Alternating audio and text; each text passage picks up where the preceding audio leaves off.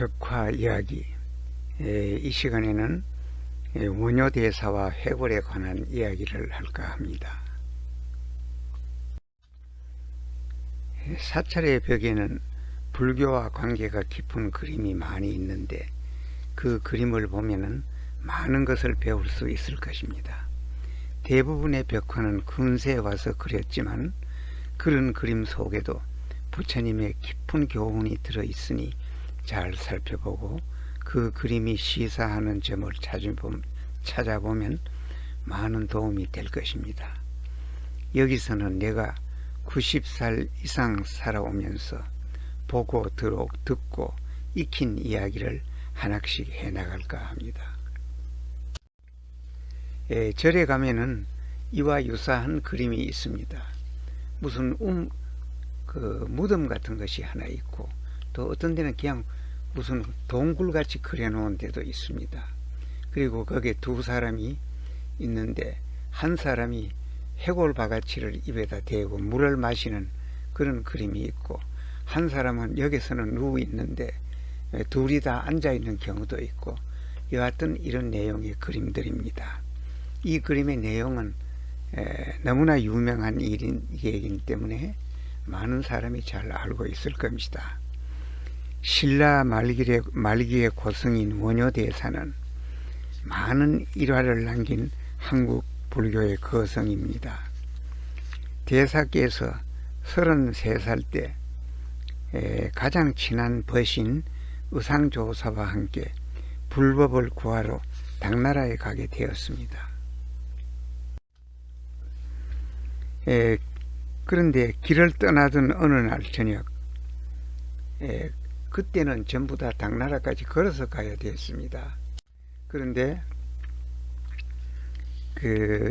걸어서 가다가 보니까 인적이 없는 넓은 덜판을 지내게 되었습니다. 그런데 운이 나쁘게도 그 덜판에서 갑자기 억수 같은 소낙비를 동반한 폭풍우를 만났습니다. 해는 저물어 날은 어두운데 주위를 살펴봐도 바람을 피할 만한 곳이 아무데도 없었습니다. 그래서 온몸은 비에 젖고 피로에 지쳐서 기진맥진할 무렵에 겨우 비를 피할 만한 동굴을 하나 발견하여 생각할 겨를도 없이 그 동굴 속으로 들어갔습니다.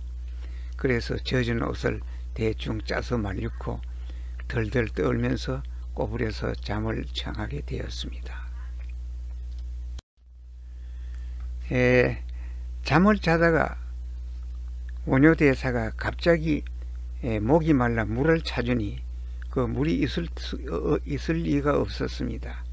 그러나 하도 목이 마르니까 이리저리 손을 더듬어 보니 다 말라 빠진 낡은 바가지가 하나 있는데 거기에 빗물이 가득 고여 있었습니다. 그래서 그 물을 마셨습니다. 물맛이 꿀맛 같았습니다.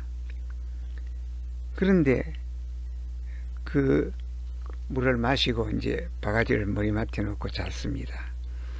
그런데 그 다음날 아침 날이 새고 그 바가지를 보니 그거는 바가지가 아니고 사람의 해골이었습니다. 어제 저녁에 하도 깜깜해서 해골에 고인 물을 마신 겁니다. 그런데 지난 밤에는 해골에 고인 물을 마실 때 그것이 해골에 고인 물이라 하는 것을 모르고 마셨는데, 그때는 그 물맛이 얼마나 다르고 맛이 있는지 몰랐는데 그것이 해골이라 그러는 것을 알고 나니까 갑자기 구역질이 나고 뱃속에 있던 모든 것이 다 막 토하게 되고 막 못 견딜 지경이었습니다. 그때 원효대사는 거기서 모든 것을 깨달았습니다. 즉 그래서 깨달았는 것을 시로 읊었는데, 심생 즉 종종 법생이라 심멸 즉 총루불이라. 그 뜻은요, 마음이 일어나면 여러 가지 법이 생겨나고 마음이 없어지면 해골과 바가지가 둘이 아니로다. 그래서 이런 이치를 이 사람이 깨달았습니다. 원효대사가. 그래서 부처님의 말씀에 삼계가 오직 마음뿐이라 하였는데 내 마음이야 당나라에 가거나 고국으로 돌아가거나 항상 그 마음이 그 마음인 것을 하고 마음을 닦으려면 마음을 닦으면 되는데 구태여 당나라에 갈 일이 무엇인가 그렇게 생각하시며 그 길로 당나라로 가시는 것을 그만두고 본국으로 되돌아왔습니다. 그리하여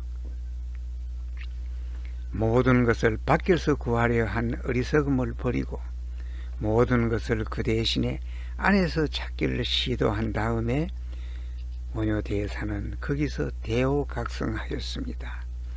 이 이야기는 너무나 유명한 이야기라서 많은 사람들이 잘 알고 있으리라 생각합니다.